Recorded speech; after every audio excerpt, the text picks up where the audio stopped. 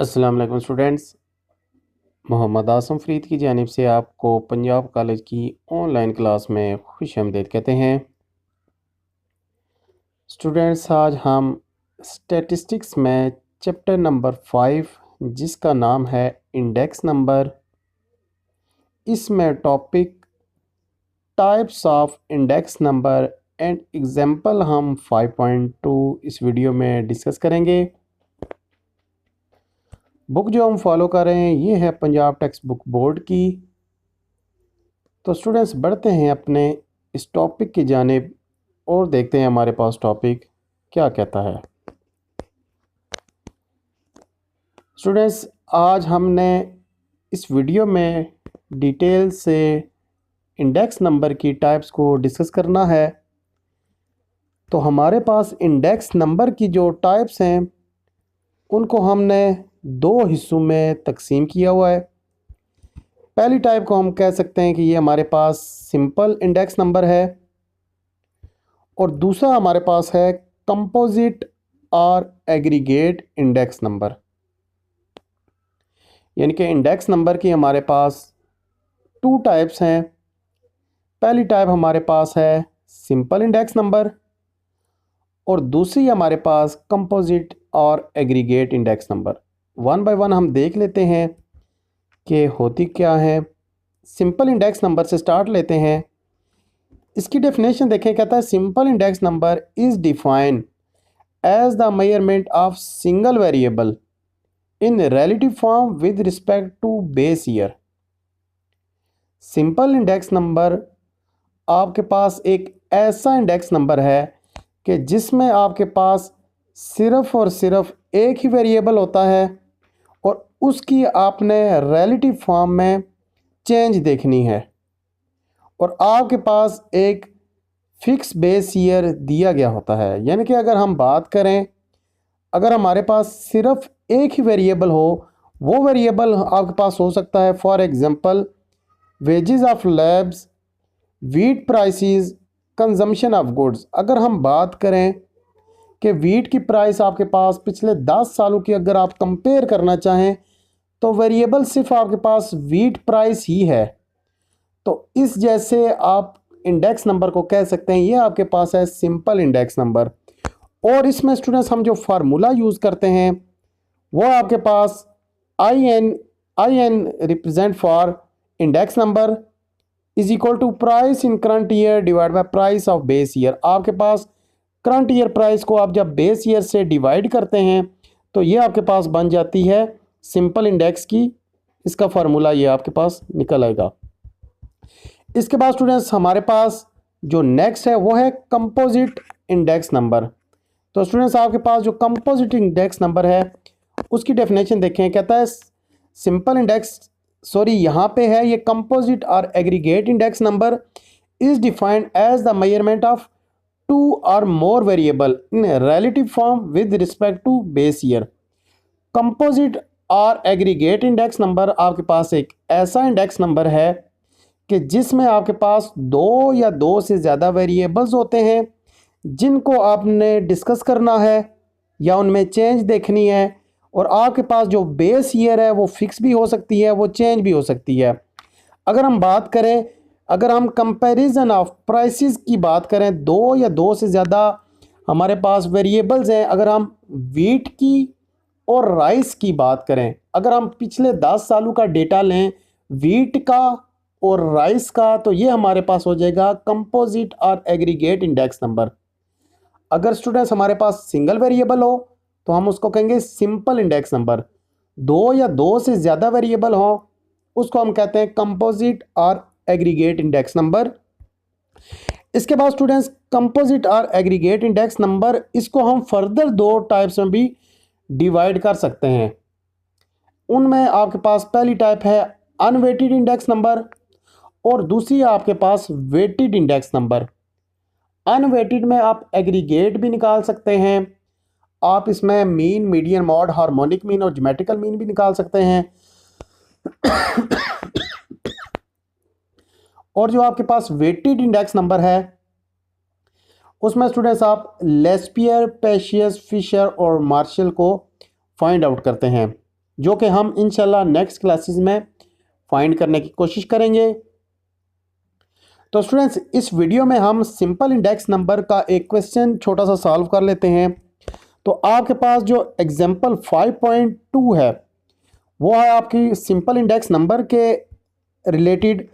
आपके पास जो एग्जाम्पल है वो कहता है compare the daily wages of unskilled laboratory in Lahore over the time period of 1988-89 where the following data is available from the Pakistan Economy Survey 1993 taking 1988 as a base year।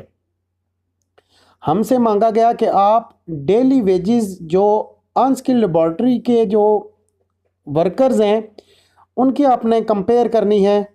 Data आपको दिया गया है 1988 से लेकर 1993 तक। यानी कि स्टूडेंट्स यहाँ पे आपके पास जो डेटा है वो सिर्फ एक ही वेरिएबल का है, डेली वेजेस का। तो हम कह सकते हैं कि आपके पास जो इंडेक्स नंबर है ये है सिंपल इंडेक्स नंबर। हम देख लेते हैं हमारे पास जो डेटा है वो किस हिसाब से है। आपके पास ईयर्स हैं 1988, 1989, 1990, 1991, 1992, 1993। अगर आप ये देखें तो 6 सालों का डेटा है। साथ में आपके पास वेजेस का भी डेटा उसने दे दिया है। 1988 में जो वेज थी वो थी 46 रुपीज़। 1989 में जो वेज रेट था वो था 51 रुपीज़। 1990 में था 58, 1991 में था 71, 1992 में भी जो वेज रेट था वो 71, 1993 में वेज की वैल्यू थी 86। तो यहाँ पे आपसे स्टूडेंट्स मांगा गया है कि आप हर साल को कंपेयर करें। अब यहाँ पे स्टूडेंट्स आपको दिया गया नहीं होगा कि आपके पास ये सिंपल इंडेक्स नंबर है या फिर कंपोजिट इंडेक्स नंबर है। तो आपने देखना है कि अगर एक ही वेरिएबल हो तो आपके पास सिंपल इंडेक्स नंबर होगा, 2 या 2 से ज़्यादा हो तो ये आपके पास कंपोजिट होगा। तो यहाँ पे आपके पास जो वेज है ये सिंगल वेरिएबल है तो ये आपके पास होगा सिंपल इंडेक्स नंबर।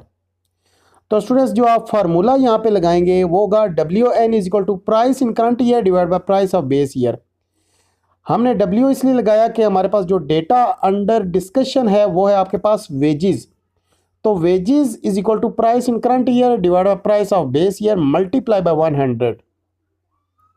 तो स्टूडेंट्स ये जो डेटा आपके पास ईयर्स और वेजेस का डेटा है आप इसको पहले कॉलम शेप में लिख लें। जब आप ईयर्स को लिखेंगे तो इस तरह से डेटा बन जाएगा 1988, 1990, 1991, 1992, 1993 एंड 1994। और इसी तरह से जब आप लिखेंगे प्राइसेस का डेटा तो आपके पास वो भी इसी तरह से आ जाएगा।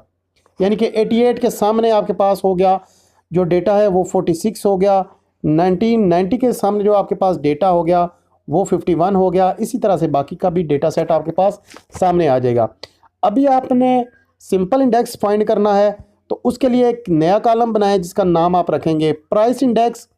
अभी पहली वैल्यू स्टूडेंट्स आप यहाँ पे देखें 1988 को उसने बेस कर दिया है। यानी कि फार्मूले के मुताबिक हमारे पास करंट ईयर को हम बेस ईयर से डिवाइड करेंगे। 1988 की जो प्राइस है 46, इसको हम हर वैल्यू में बेस फिक्स रखेंगे, इसी को कहते हैं फिक्स बेस ईयर। तो आपके पास जो पहली वैल्यू आएगी स्टूडेंट्स वो होगी 46 डिवाइड बाय 46 मल्टीप्लाई बाय 100। इसका आंसर आप निकालेंगे तो आपके पास वैल्यू आ जाएगी 100। इसी तरह से दूसरी वैल्यू है 51 और आपके पास बेस ईयर है 46। आप 51 को 46 से डिवाइड करें मल्टीप्लाई बाय 100 करेंगे आपके पास वैल्यू आ जाएगी 110.87। तीसरी वैल्यू आपके पास 58 और बेस ईयर है आपके पास 46। आप 58 डिवाइड बाय 46 मल्टीप्लाई बाय 100 करेंगे आपके पास आंसर आ जाएगा 126.08। 71 डिवाइड बाय 46 आपके पास आंसर इसका आ जाएगा 54.35। इसी तरह से नेक्स्ट वैल्यू भी आपके पास है 71, तो 71 divide by 46 multiply by 100 same answer आएगा आपके पास 154.35। और लास्ट वैल्यू स्टूडेंट्स आपके पास यहाँ पे दी गई है 86। आप 86 को डिवाइड करें 46 से मल्टीप्लाई बाय 100 करें आपके पास आंसर आ जाएगा 186.96। तो स्टूडेंट्स ये था हमारा आज का टॉपिक। उम्मीद करते हैं आपको लेक्चर की समझ आई होगी। अब यहाँ पे अगर आप देखें जो बेस ईयर है आपका ये फिक्स है 46 46 46 46, यानी कि 1988 की जो प्राइस की वैल्यू थी इसको हमने फिक्स बेस कर लिया है। बेस हमारी फिक्स हो गई है, इसको हम चेंज नहीं कर सकते। अगर लेट्स सपोज यहाँ पे 1990 की जो वैल्यू है अगर वो कहता कि इसको आप बेस रखें तो हम यहाँ पे 46 की जगह हम 58 58 58 डिनोमिनेटर में हम 58 को ही लिखते, लेकिन यहाँ पे उसने 1988 की वैल्यू को फिक्स कर दिया गया है। तो हमने जो डिनोमिनेटर है इसमें 46 46 46 46 और ऊपर जो है न्यूमिनेटर में वही वैल्यू जो जिस साल का हम डेटा निकाल रहे हैं वो हमने लिख दिया। यानी कि 1988 में 46 डिवाइड बाई 46, 1989 में करंट ईयर प्राइस हमारे पास 51 है और बेस ईयर हमारे पास 46, इसी तरह से 58 डिवाइड बाई 46। तो स्टूडेंट्स उम्मीद करते हैं आपको सिंपल इंडेक्स या फिर प्राइस इंडेक्स की समझ आ गई होगी। इससे पहले कि हम लेक्चर का इख्तिताम करें आपके लिए हम थोड़ा सा होमवर्क आपको दे देते हैं। आपकी बुक का पेज नंबर 151 पे आपको क्वेश्चन नंबर 5.7, 5.8 और 5.9 इजीली मिल जाएंगे जो कि प्राइस इंडेक्स से रिलेटेड है। हम उम्मीद करते हैं आप घर में अच्छी तरह से इनको प्रैक्टिस करेंगे। अगर लेक्चर में या फिर इन क्वेश्चंस में कोई मसला मसाइल हुआ तो लाजमी हमसे रब्ता कीजिएगा। नेक्स्ट वीडियो में इंशाल्लाह आपसे दोबारा मुलाकात होती है, तब तक के लिए अपना बहुत सारा